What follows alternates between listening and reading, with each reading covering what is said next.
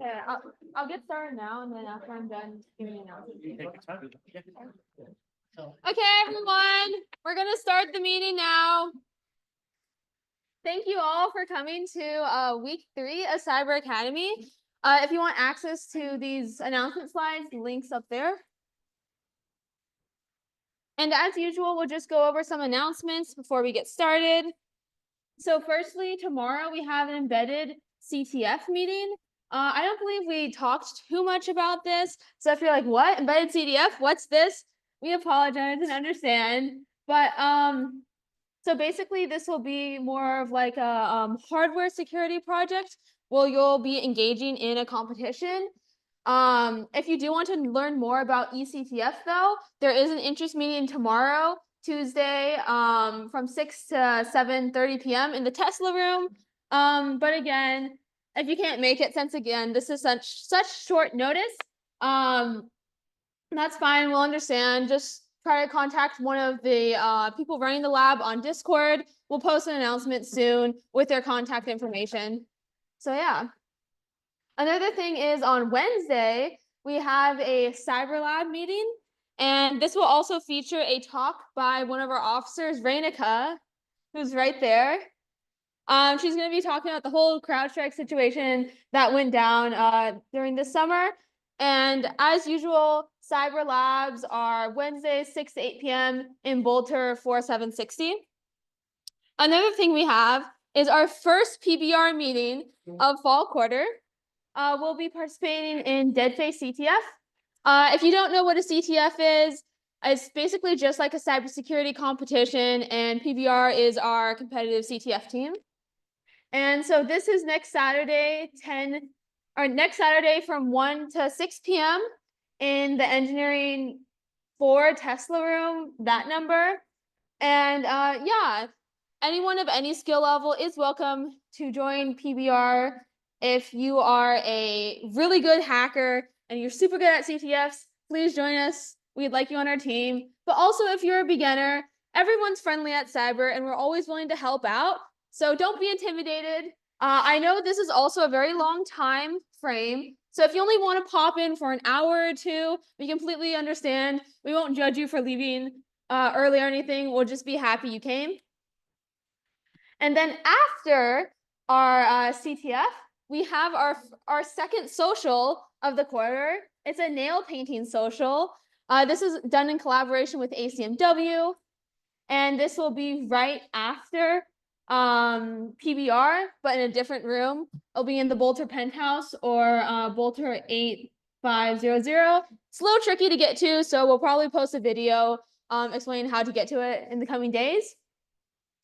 Next Monday, we also have another Cyber Academy. This time we'll be presenting a talk by Stewie. Where is Stewie? Right there, on CAPTCHA. So if that sounds interesting, make sure to pull up, and it'll be same place, same time. Lastly, cyber basketball. We normally do this Friday, 6 to 8 p.m. at the Hitch Courts, and this is more of like a casual fun thing. Also, to go over the active membership requirements, if you want to be an active member of ACM Cyber, there are 3 requirements, and you only have to complete one of them. Don't worry, you don't have to do them all. The membership requirement for Cyber Academy is to submit 1 write-up for 1 challenge you solve. So it's super, you could even do your write-up of a challenge you solved today. And if you are interested in being a member, and you haven't already, please fill out the membership form. This isn't where you submit your write-up for your challenge you solve. This is more like an interest form, just to show that you're interested in being in cyber, just so we know who you are and stuff.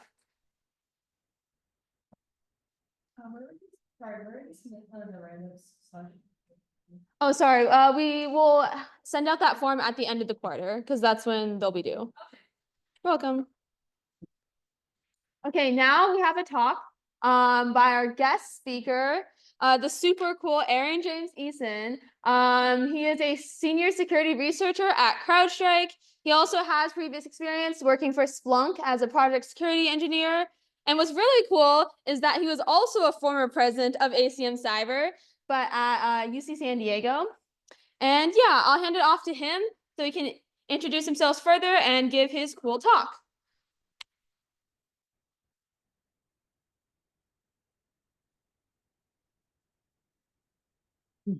We're going to work for this. Oh, right, I have an adapter.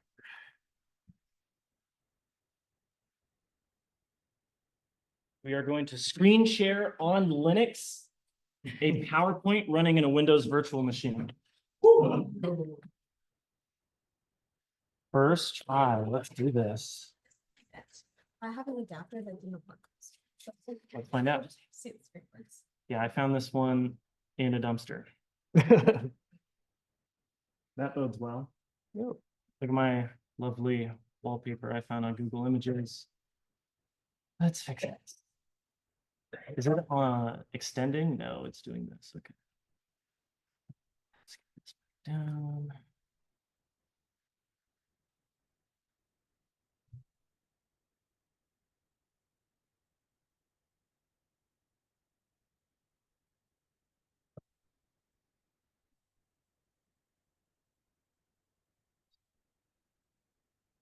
Try to open this.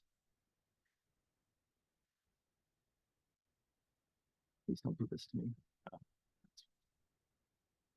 Okay. Then we are going to, it's here. Yeah. We're going to drag. No. Okay. Oh, yeah.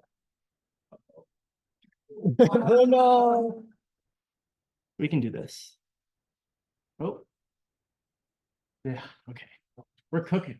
We're cooking with oil. If it's too flaky, you can screen share to Zoom and I can plug mine in if you want to do that instead. That is an idea. We'll see.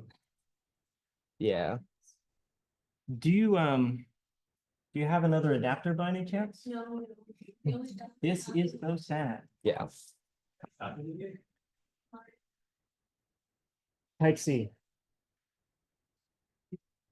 I'm very attached to my notes. Okay, so it appears to not like the full screen is the issue here. Oh, good Lord. Oh, fuck. This one's pretty large though. Okay, so full screen it. Extend. Oh, I'm cracked. Yo. All right. And then if I do this, and then if I do, no, don't worry, we're good. We're gonna make it work. Hold on, can you start screen sharing? So Yes, so now I have to screen share. yeah. On Linux. Okay. Surely. There won't be audio, that's okay. Oh my God, it works. Holy, please. Let me hide this. I'll go to more. That is like Hide that. Oh, I thought that would work. How about I I guess just it's not listed there. Yeah. There you go. There we go. It's hidden. Okay. Cool. That only took a few minutes. Thank you everybody for your patience. As you can see, it might have been a while since I've given a presentation. I still used Windows back then. But trust me, all this pain and suffering is worth it. I do some pretty fun stuff with PowerPoint. Let me just get my cursor over here. There we go. Okay. All right, so hey everybody, and welcome to How to Attack Networks. Thank you so much for having me. I'm going to talk for a little bit, and then afterwards we'll have some time for questions. That said, if you think of a question during the talk, just feel free to blurt it out. Worst case, may ask you to ask it again at the end, but I will try to answer it right then if I can. My name is Aaron James Eason, and sorry, that might be a little flaky up there. I'll try not to breathe on the HDMI cable. Let's, okay. I realized for the first time while I was making this talk that I can actually introduce myself as a professional hacker now. I get paid for it. over at CrowdStrike. I am not, however, paid to talk to you. I do it because I love it. It brings me joy. So again, thank you for having me. I just love talking about nerdy things with nerdy people. The bond that ties us together is ACM Cyber, UCSD flavor. Go Tritons, shock 'em. You can't kick our asses in sports forever, I'm sure. I'm a current security researcher at CrowdStrike.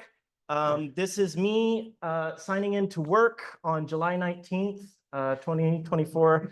Nothing of significance happened on that day.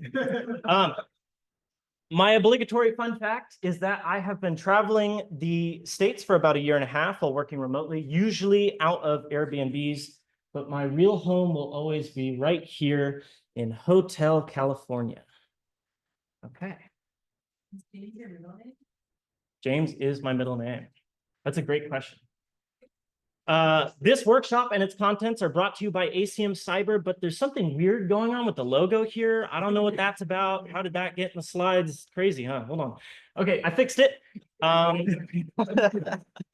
You folks are great for having me come down and talk. I haven't had the opportunity to give a talk like this since I was at UCSD.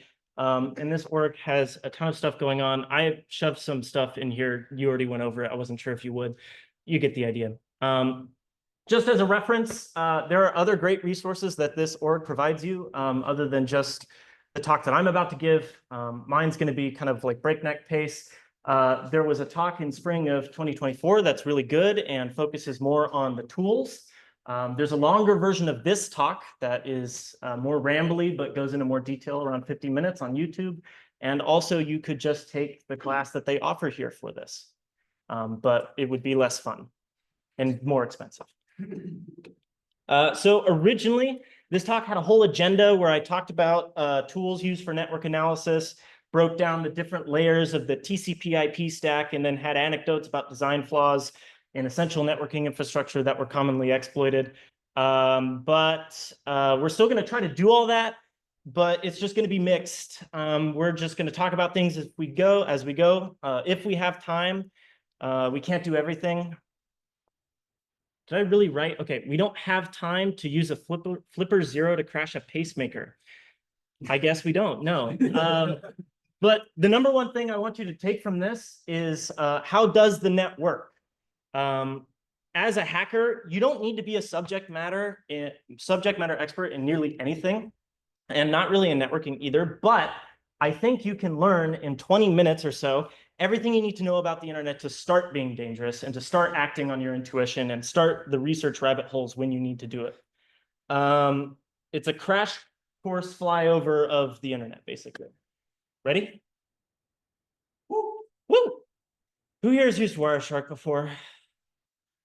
Yeah, okay. So this is the part of the presentation where I would normally open up Wireshark myself and show you how to use it. However, I believe that the best knowledge is experienced, not demonstrated, which is a long way of saying that I'm lazy. Open it yourself if you're curious. But fundamentally, it's just an interactive network traffic analysis tool. It lists the packets in order that they were received. You can click on a packet and it will kind of deserialize it for you and show you a bunch of details about it. You can generate statistics, dump PCAP files, dump files that were transferred over the network, a bunch of stuff. And if you are playing a CTF and you see a PCAP file, there's a 99% chance you'll spend the next hour looking at this interface, most of the time. So has anyone ever participated in the National Cyber League? Are they still around? You did?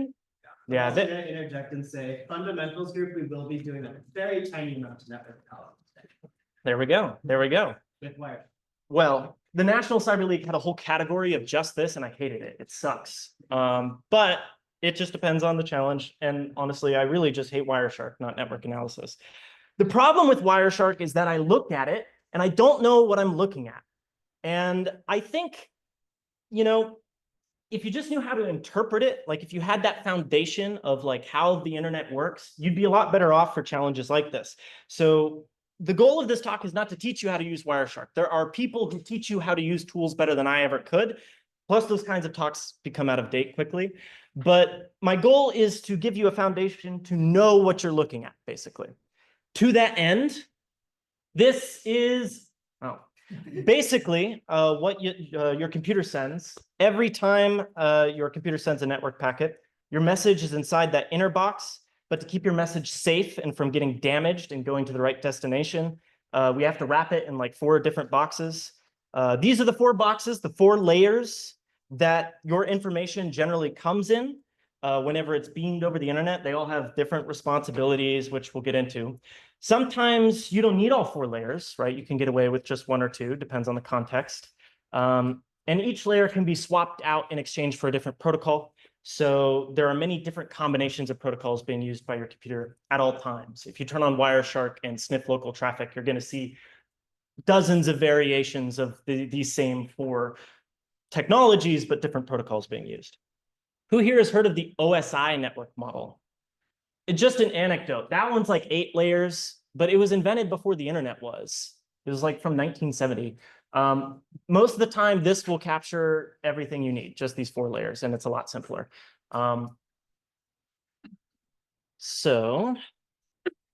Okay, so to help you understand how all these layers fit together, I am going to show you a motivating example request, a single packet that we can take apart into its 4 layers.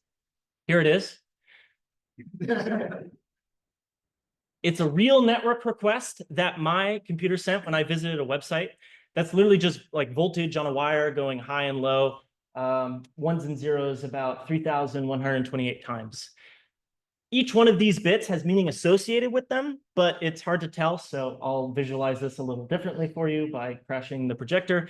First, we're going to break it into bytes, 8-bit chunks. It just really doesn't like my cool animations. We'll align the chunks visually so they're easier to parse. As long as one of the projectors is working at any time, this is fine. We'll put it in the rows. We'll give it line numbers. We will improve the font and spacing. We'll give it some better groupings. And now the bytes I've colored in orange at the top are the most basic layer, the link layer. The next one, these light orange bytes, just after those, oh, good, you've got good color contrast, are responsible for the internet layer. You've got some yellow bytes representing the transport layer, and everything else is your application layer, which is the actual message. Most of your network traffic, thankfully, is the actual data or the payload that you're interested in. The rest of the stuff at the top is just kind of overhead, right? The price for using the reliable internet. Any questions about this before I dive in? Okay, we're going to start with that overhead, the link layer. I'm going to go quick because I can already tell I'm a little behind. The simplest configuration is if I just have 2 computers and they want to talk to each other, but this isn't very interesting. So if your network only consists of 2 computers that are well behaved, you don't really need any of these layers. So we'll make it more complicated by introducing an array of computers that all share a bus. And there could be quite a few computers on this network connection, which in this configuration we would call a shared bus. But what problems can occur when sharing a connection like this? The main one is that everyone on the shared bus can hear every packet. So if a message is sent on the line, which computer is the message intended for?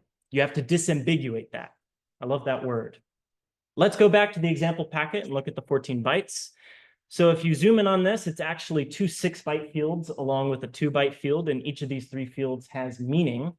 The first represents the MAC address of the destination. Second is the MAC address of the sending computer. And the third is a known value of what's in the box, right? So in this case, 8 or 800 just means IPv4 traffic. And that's it. That's everything in the link layer of this packet.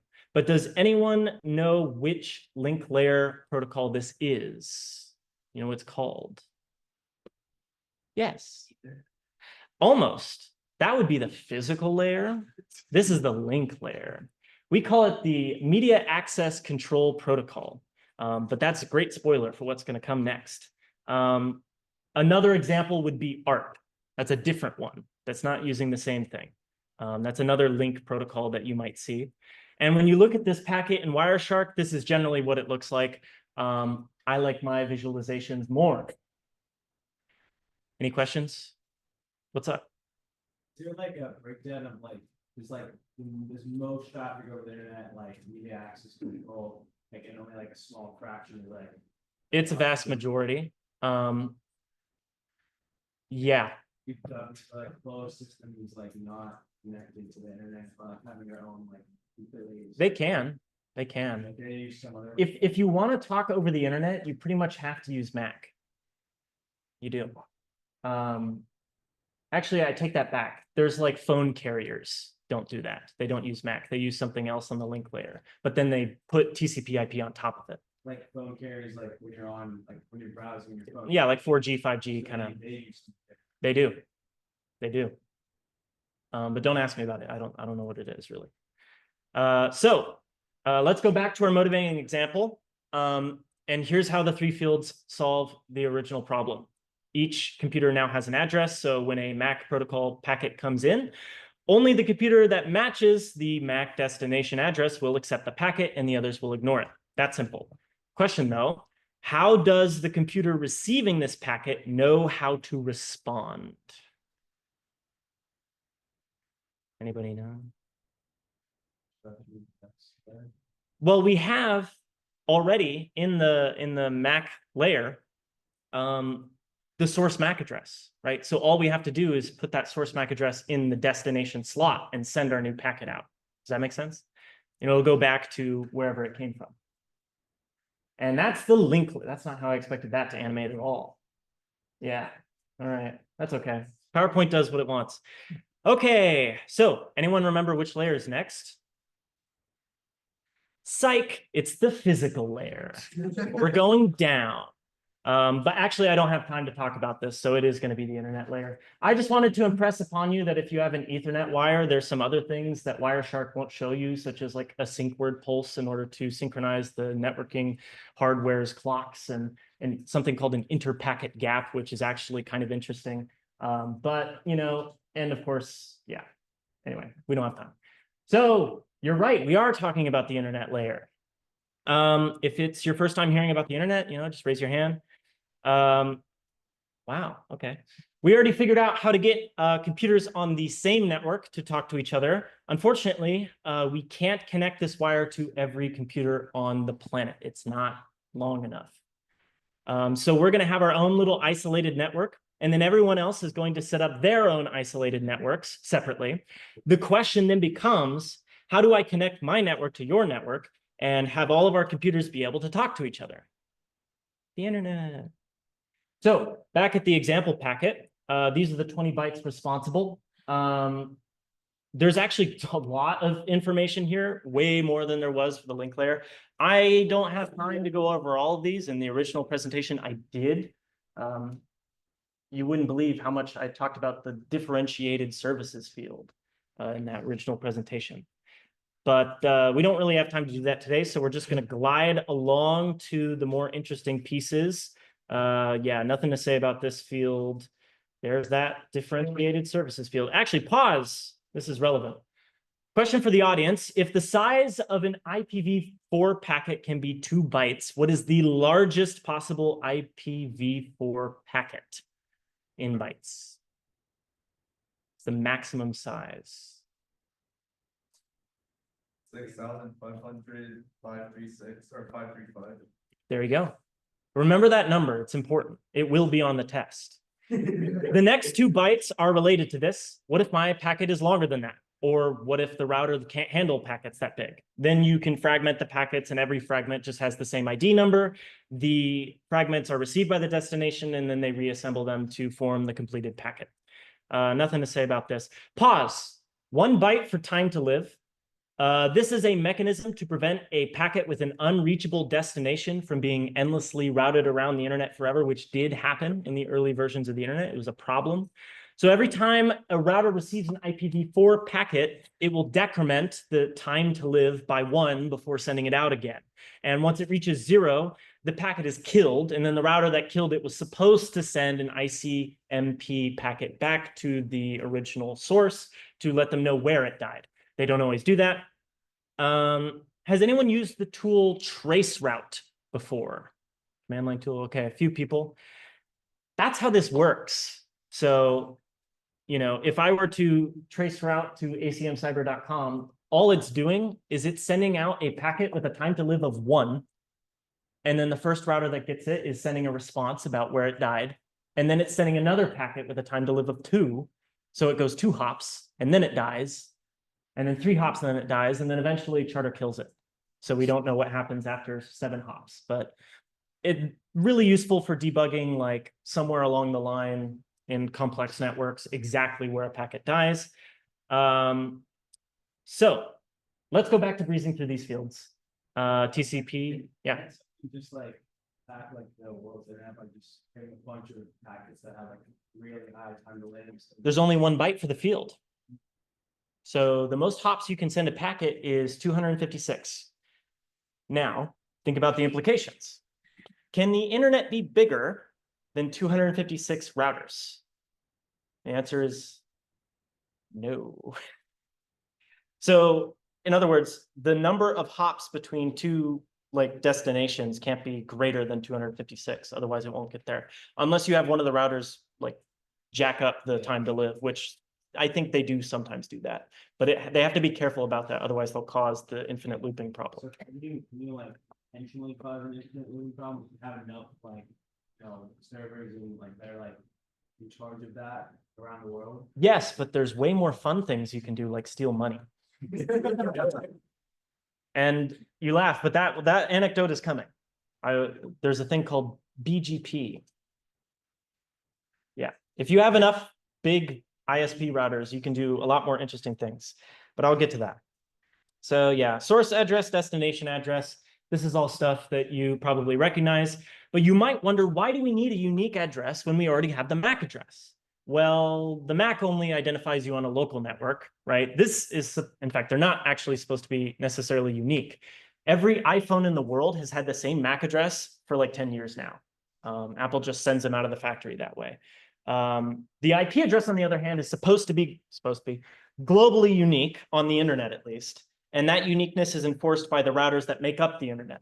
So you could lie about your IP address if you had enough of those routers, but it's not perfect. And we'll talk about that in a bit.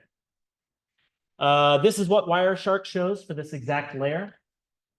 And now I want to show you how layer 1 and layer 2 work together when a packet is actually traveling. So let's go back to our motivating example, 2 computers talking to each other. The only difference is now these computers are on different networks and have to use the internet layer to communicate. So each device here has a MAC address, and the 2 computers have been assigned IPv4 addresses. And let's say the left computer is trying to send a packet. In the internet layer of the packet, we note our source IP and the destination computer's IP. And in the link layer, we note our own MAC address, but we don't know the MAC address of the eventual destination. So we just put the MAC address of our router, since that's its job, to route it further, right? So we send it off. And then once the router has the packet, before it sends out its packet, it's going to leave the internet stuff as is, the internet layer as is, but change the source MAC address to itself and change the destination to the next router in the line and send that away. And then the next router does the exact same thing, changing the link layer information while keeping the internet layer information constant. And then finally the packet arrives, and that's how it works, the internet. To return the message to the sending computer, you can imagine the same process playing out in reverse. Now, one thing this example abstracts away is the fact that each of these routers is not just connected to one computer. It's connected to, each router might be responsible for multiple computers and needs to know about the MAC addresses and IP addresses of each one. And all computers pretty much do this via routing tables. So personal computer information routing tables usually only contain one piece of information, which is send everything outgoing to your router, your default gateway. And that's usually just your router. And the computer on the right is also configured to send outgoing packets to its router. Routers themselves are a little bit more complicated. So our router knows our IP address and has it stored in its routing table. But how does the other router, the one on the right, know to send packets to our router to eventually get them to us? And the answer is that the other router doesn't know us specifically, but it knows that block of IP addresses that our router serves. So it just sends it in that direction, and then the router that it's destined to figures it out. And that way, routers don't have to have all 4 billion IP addresses like in their routing tables at all times, although now they could. But that was the problem that they solved back then. And this relationship exists in the other direction as well. The rightmost router knows about the rightmost computer, but the left router only knows about blocks of addresses and sends everything addressed to that block to the right router. Is it possible to spoof your IP address? Yes, but you might not get away with it, right? So if you send it to a router that disagrees with what your IP address should be, it probably won't route it. But in general, the less routers are between you and the computer that you want to lie to, the more likely it is you'll be successful. And if you're on the same LAN and you're not necessarily running like a network firewall or something, you might just get away with it. You might just be able to say, I'm this other computer on the local network. Pay attention to me. It might work. Huh? What's a network firewall? I guess generally speaking, it would be some software that presides over that routing table and makes decisions about the network traffic coming in and out and whether or not to allow it or say it's fake and throw it away. And they run on your computer and they also run on the routers that connect the internet. So, but using the CIDR block structure is what they call it, that IP address with the slash after it. IP addresses are allocated in a hierarchical fashion for the entire internet. Yes, so there's this whole complicated hierarchy that I went into detail at some point of organizations that delegate IP addresses, and eventually it all terminates in you getting grifted to the tune of $50 a month by Spectrum. And this is basically how IP addresses are delegated. But this doesn't represent how the packets are actually transmitted, right? This doesn't look like this tree. It's more of a proper web. Instead, ISPs are allowed to communicate with each other and create redundant connections. But now the internet's more complicated, right? Figuring out which paths to take in this is a hard problem. One might even say an NP hard problem. But figuring out which paths to route the traffic down is the problem that you're paying your ISPs to solve. They do a great job. And to help with that, ISP routers communicate using a protocol called Border Gateway Protocol. Even in the original version of this presentation, I did not go down this rabbit hole, but has anyone heard of BGP? Yay. Nerd, nerd, nerd, nerd. So here is, I wanted to give an example of this concretely. So here is a concrete example of a high-profile hack that happened with this protocol. So there have been some suspicious instances of ISPs associated with authoritarian governments, for example, using BGP to erroneously redirect traffic for short periods of time. For example, we have on record, Iran once claimed ownership of the IP space owned by Telegram for a few hours, and they were able to get a lot of Telegram traffic, and I'm sure they used it for good. China and Russia have also done this on several occasions. Unfortunately, because these are nation states, we don't know what we did with them, and we probably never will. It might have just been a mistake even. However, there is one interesting case of a South Korean crypto exchange hack that took place with BGP. So I think the numbers are hackers stole like 1.7 million US from a crypto exchange called ClaySwap in under 2 hours by creating their own fictitious ISP. They call it like an autonomous unit, and broadcasting BGP traffic to all the other routers saying, hey, we're this like messaging service that was embedded in the web app for this crypto exchange. And then they use this to inject a malicious JavaScript file that silently changed the destination of every wallet transaction to their wallet. So for 2 hours, every transaction you did in this crypto exchange just sent money to these hackers. And they took it and ran because it's crypto. No. Don't get any ideas. So anyway, y'alls are masters of the internet now. I know, I think I am probably horribly over time. If you want to, I have, look at this, man. I've got more. Like, it's up to you. I'm totally fine if you need to cut me off. More speedy about it? Like how long do you think? I'm on slide 79 of 130. I can you know what? I'll do it. I'll get through it really, really quickly. These are all very tiny slides. Yeah, so what we're going to do is we're going to skip through most of TCP. So here's the transport layer. There's a bunch of problems that are remained to be solved by the layers that we've talked about. They solve the problem of reliability, which is like if I send a packet out, it might get lost somewhere because it's really long. You know, it could get blasted by cosmic rays, whatever. The technical term for this is shit happens. And thanks to this, my message goes unreceived.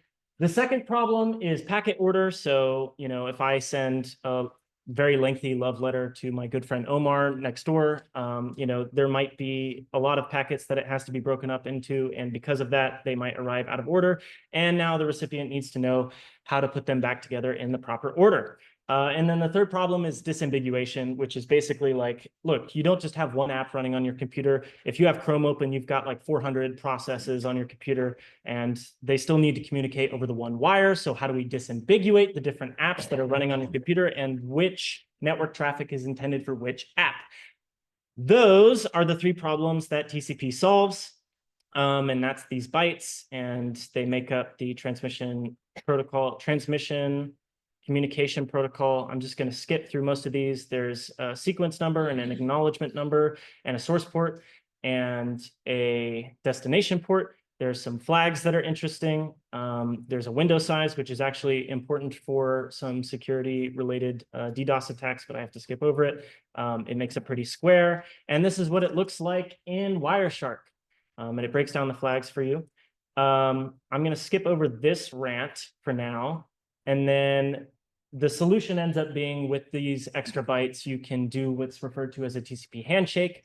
The reason why this is relevant is because if you don't know what a TCP handshake is, you're going to be looking through a lot of noise when you look at Wireshark, because every single TCP network transaction is going to involve this three-step process of sending first a synchronization packet over, and then they have to acknowledge the synchronization packet, and then they have to acknowledge the acknowledgement. And now these two computers have agreed on these magic numbers, which constitutes a unique session between two apps running on two computers over the internet, which is good. And the routers that sit between the client and the server don't even operate on the third layer, right? The transport layer is a bridge that connects individual applications on these computers, while the internet layer is what all three use to communicate, where the link layer kind of supports that. And then the physical layer is everything above that. It just binds it together. And the abstract data flow is just that layer 3 at the top, right? That's the stuff that's interesting to you in tools like Wireshark. But the actual data flow goes like this, right? It's all just abstractions built on top of abstractions. And that is everything you are going to learn in Comp Sci 118, basically. Any questions about the transport layer?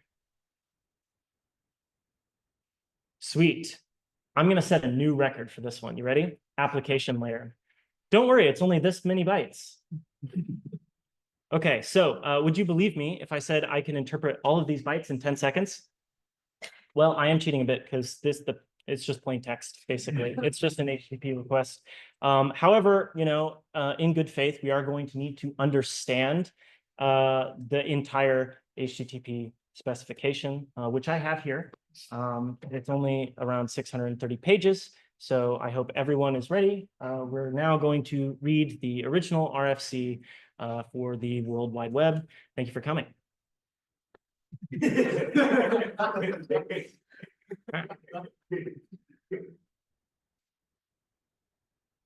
I like this part. We're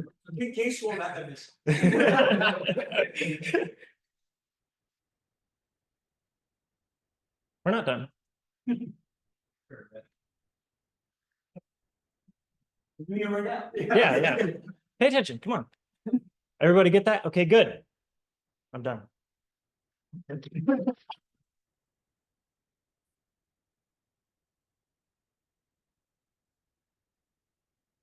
Is that fast enough? Yeah, no, I'm done. Give it, you want to hear a round of applause? Thank you. But, Let's give him another. Okay, no, I am actually done, but if you want to kick things off, that's totally fine.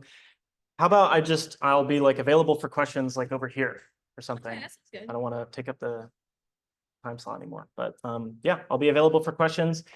Just, if you ask me about July 19th, I will have to kill the recording. And other than that, you are free to go. Which slides?